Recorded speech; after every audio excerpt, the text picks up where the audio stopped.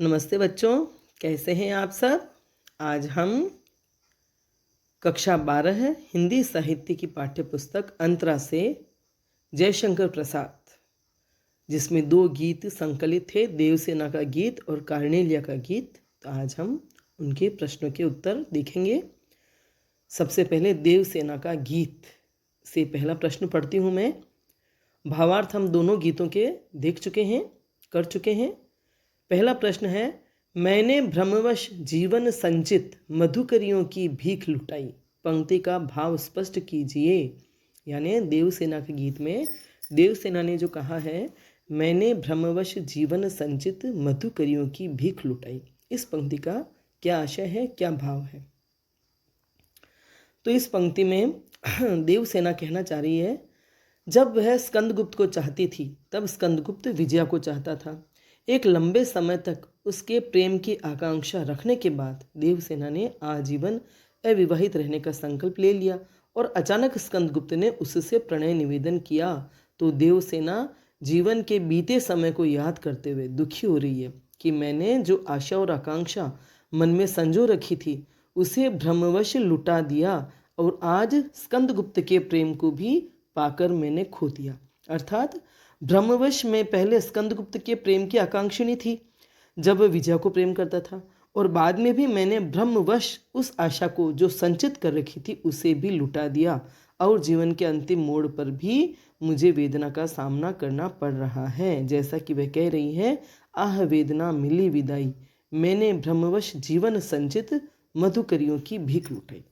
मतलब जब वह स्कंदगुप्त से प्रेम करती थी तब भी भ्रम में थी कि उसका प्रेम उसे प्राप्त होगा, और जब उसने अविवाहित रहने का संकल्प लिया तब भी ये भ्रम था कि भी अब स्कंदगुप्त उसे कभी नहीं मिलेगा। लेकिन दोनों ही समय वह भ्रम ही साबित हुए और जीवन के अंतिम मोड़ पर वह ऐसे स्थान पर पहुंच गई या ऐसी स्थिति में पहुंच गई कि जहां सिर्फ और सिर्फ वेदना ही उसका जीवन बन गई थी।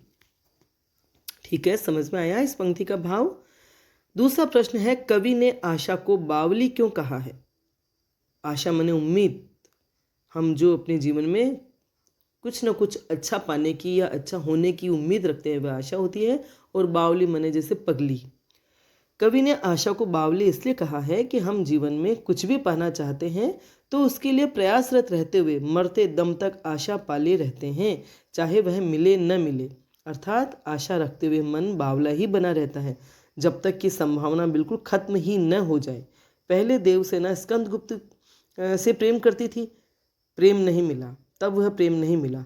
आशा तो मन में रही ही होगी, पर उस वेदना और व्यथा से छुटकारा पाने के लिए, मतलब कौन सी वेदना, उससे प्रेम रहते हुए रखते हुए और प्रेम पाने की आशा रखते हुए जो वेदना थी, उस वेदना और व्यथा से छुटकारा पाने के लिए उसने आजीवन अविवाहित रहने का संकल्प ले लिया और अचानक स्कंदगुप्त ने प्रेम निवेदन किया जिसे देवसेना ने ठुकरा दिया।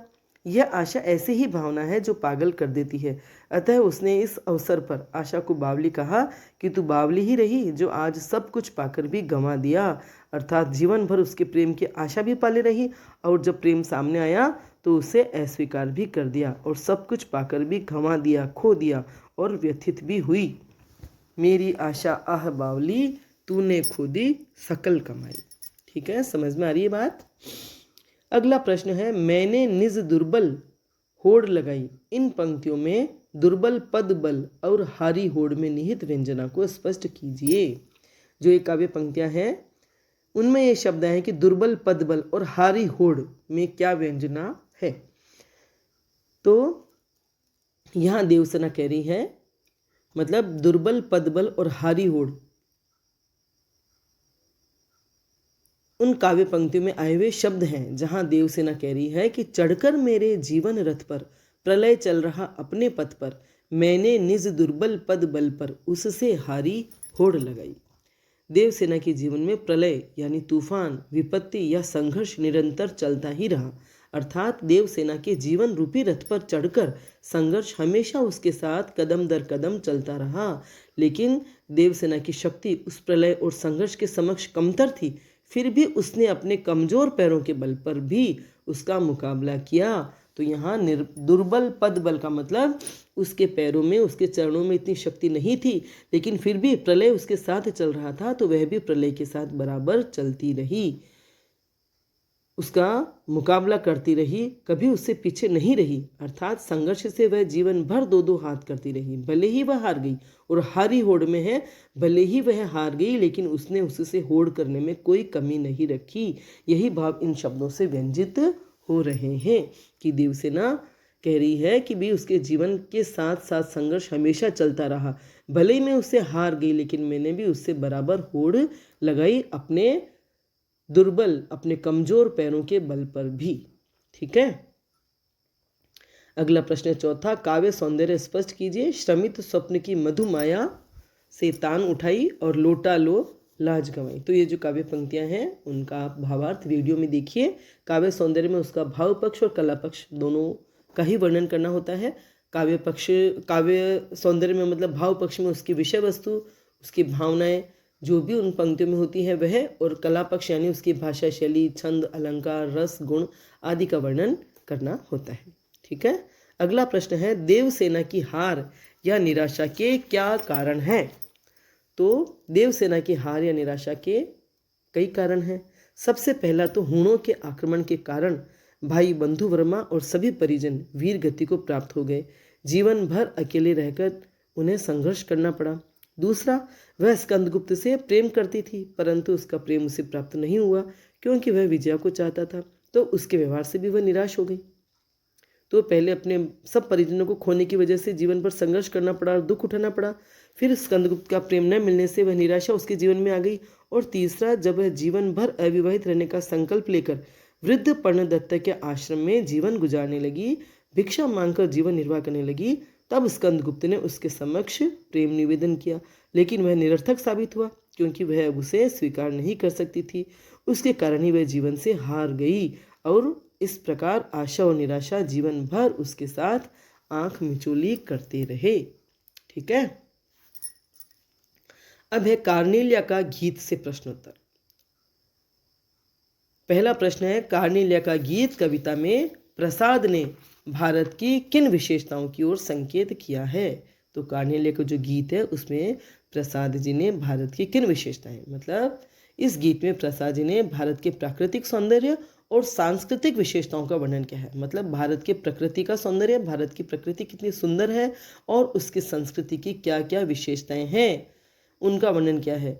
तो प्रातःकाल की किरणें जब भारत की भूमि पर गिरती हैं तो प्राकृतिक शोभा और सौंदर्य देखते ही बनता है। समस्त प्रकृति और वातावरण मधुमय हो जाता है, अर्थात प्रसन्नता और मिठास से भर जाता है। अरुण यह मधुमय देश हमारा, यह इतना प्यारा देश है जहाँ अन्य देशों से आने वाले अपरिचितों को भी पूर्ण आश्रय और सहारा मिलता है। यहाँ का सूर्योदय समस्त हरियाली पर जैसे अपनी लालिमा का कुमकुम छिड़ककर शुभता और उल्लास फैलाता है। पक्षी तो पक्षी, यहाँ हर कोई अपना घर समझकर निश्चिंत होकर इस देश की तरफ खींचा चला आता है।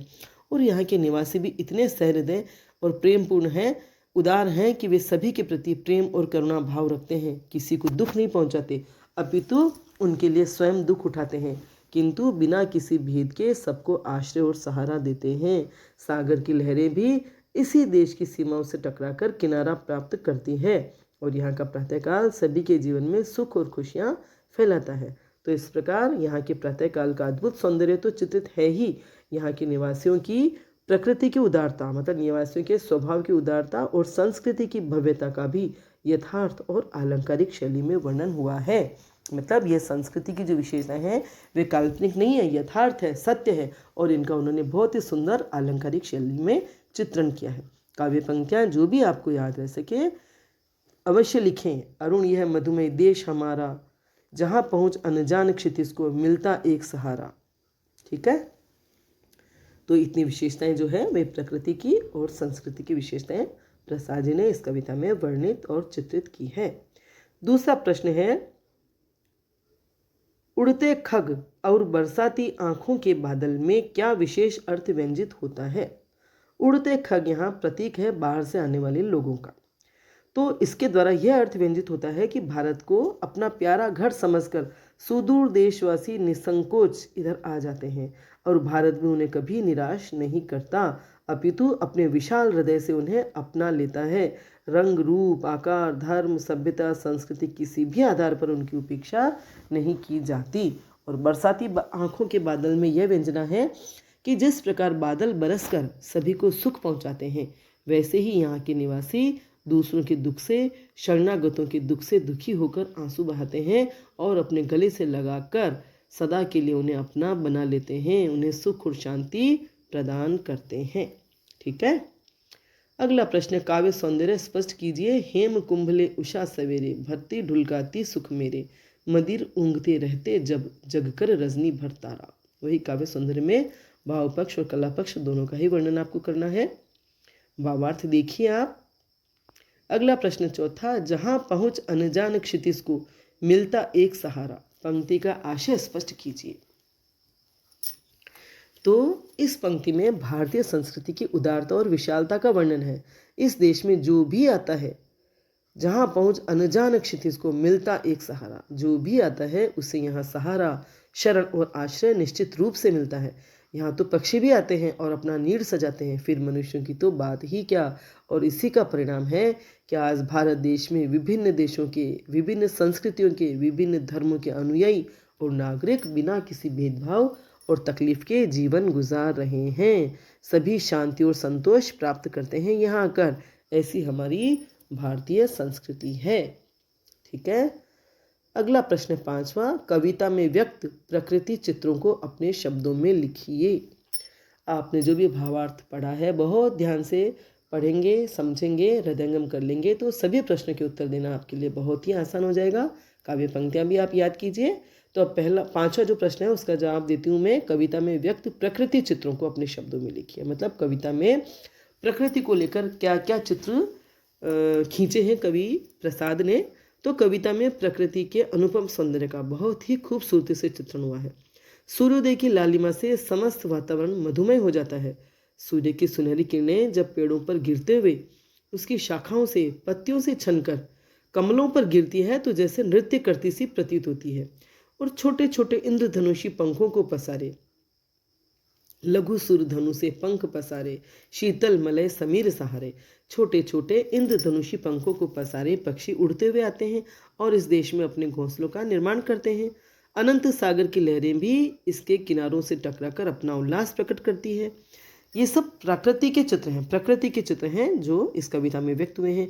और रात भर जागे हुए तारे सुबह होते होते ऊँघने लगते हैं और उसी दौरान, उसी समय उषा रूपी सुंदरी स्वर्णिम सूर्य का कलश लेकर आती है और समस्त देश के प्रांगण में सुखों की किरणें ढुलकाती हैं। प्रकृति चित्रण से संबंधित पंक्तियां, सरस तामरस गर्भ विभा पर नाच रही तरुशिखा मनोहर, छिटका जीवन हरियाली पर मंगल कुमकुम सारा। और हेम कुंभले उषा सवेरे, भरती ढुलकाती सुख मेरे, मदिर ऊँघते रहते जब जगकर रजनी भर तारा, अरुणी है मधुमय देश हमारा। कविता बार बार पढ़ेंगे तो आपको बहुत अच्छे से याद हो जाएगी और प्रश्न के जवाब में उनको लिखना बहुत ही सुंदर जवाब बना देगा। ठीक है। अब है योग्यता विस्तार। योग्यता विस्तार जैसा कि मैं आपको हर पाठ में बताती हूँ, इन प्रश्नों को करने से आपकी योग्यता में अभिवृद्धि होती है। पहला प्रश्न, भोर के दृश्य को देखकर अपने अनुभव काव्यात्मक शैली में लिखिए। भोर मने वही प्रातःकाल के दृश्य को देखकर जयशंकर प्रसाद जी ने तो अपनी कविता में बहुत ही सुंदर, अनुपम और गंभीर भाव व्यक्त किए हैं। आप भी भोर के दृश्य को देखकर अपना अनुभव काव्यात्मक शैली में लिखिए। भोर के दृश्य को देखना है तो प्रातःकाल जल्दी उठिए, भ्रमण के लिए जाइए, सूर्य को उगता हुआ देखिए, उषा की लालिमा और कुछ क्षणों बाद जो सूर्य किस तरह से अपनी लालिमा और सुनहरी किरणें बिखेरता है, उन्हें देखकर आपको लगेगा कि सचमुच ये जो सूर्य है वह स्वर्णिम कलश है।